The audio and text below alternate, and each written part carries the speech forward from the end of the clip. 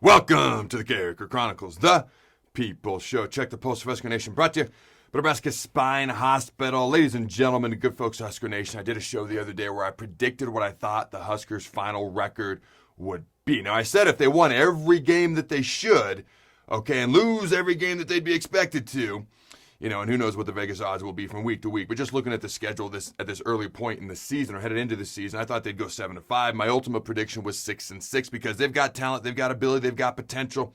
The coaches, I believe, truly believe that they have the potential to be good. But I do think Scott Frost has gotten to the point where he knows nothing he says matters, although matters what happens on the field. So my final prediction was 6-6 because there's going to be some war games in there. And until I see what happens, I said 6-6 was a successful season for this season. And so people kind of balked at that. And I thought that was interesting. Now, I think most people get it. But here's the deal. If you take emotion out of it, and I'm as passionate about Nebraska football as just about anybody, but if you take emotion out of it, and for me, I'm like, what's the bare minimum criteria for this to be considered a successful season? Because I just want to see signs of life. Just signs of life, because we need something to build on. I've talked about the staircase of success on this show before. You can't just jump to the top staircase. You can't jump to the middle. You got to start at the bottom and work your way up. So for me, this year, what's the bare minimum? It would require for this to be a successful season, because then we can have something to build on, because the bare minimum will not be what I judge next season by and the season after that, because we got to keep building. But you got to start somewhere.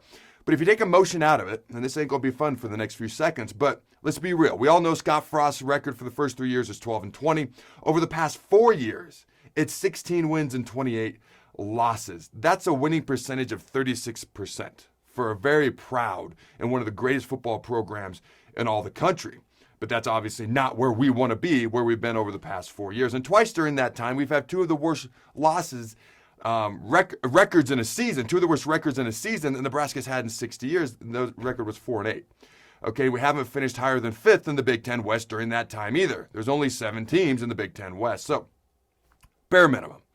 And that wasn't fun for me either, but the facts don't care about your feelings, and I'm trying to take emotions out of that. So what's the bare minimum? Because I just want something to build on. I want signs of life. And once you see signs of life, then you can start going up the staircase of success and building on things. But you got to start somewhere. First and foremost, 6 wins. I mean, imagine if we don't get 6 wins. People might laugh at 6 wins, but imagine if we don't get it. And it is one of the toughest schedules in the country. Number 2, I got 4 things. 4 things. Number 1, 6 wins. Number 2, no scandals. As little drama as possible. And in the world that we live in with social media and the way college sports are the way that they are, it's almost impossible. So basically, instead of no drama, no scandals or anything of that nature.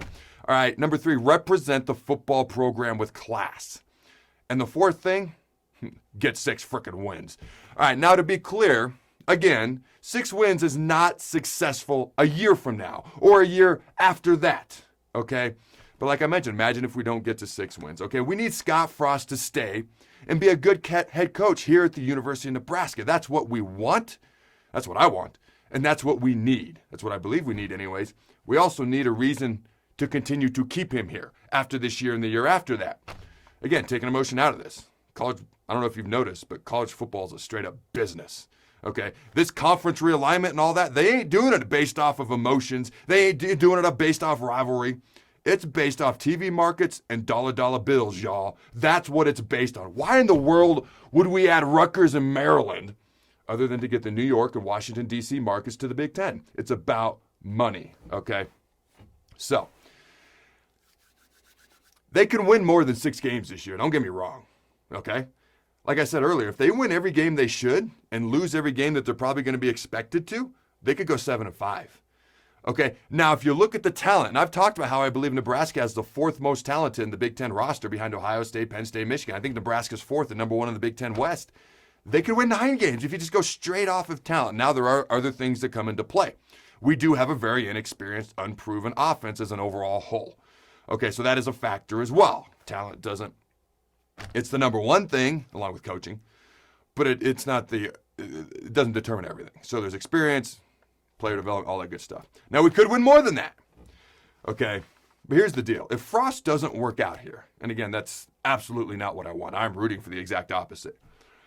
But we need him to be here for at least 5 years if you're looking at this from a business perspective. Because if you're trying to get another viable coach to come into Nebraska, if for some reason Frost doesn't work out, we fired 9-win coaches. We will have let go the guy that everyone heralded as the golden boy.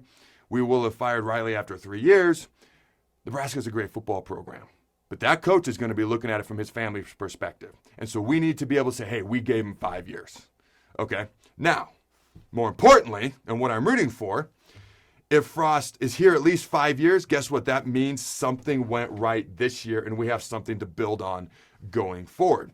Because if we don't get 6 wins, that's 5 straight losing seasons, 6 out of 7 seasons, and 5 straight non-bowl seasons. Okay, just imagine that.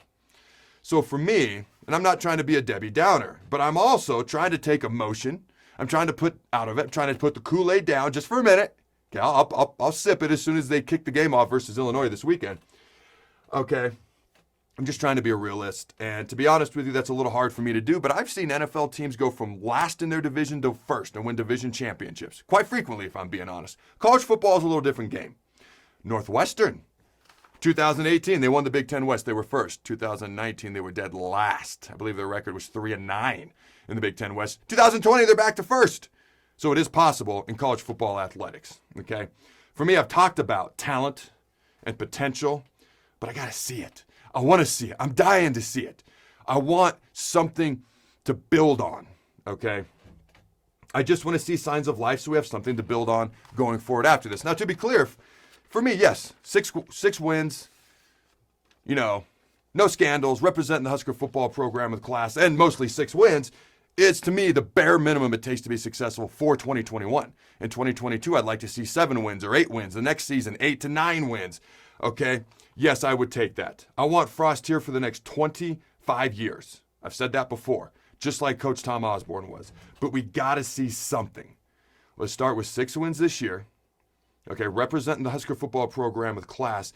And let's build and climb that staircase of success.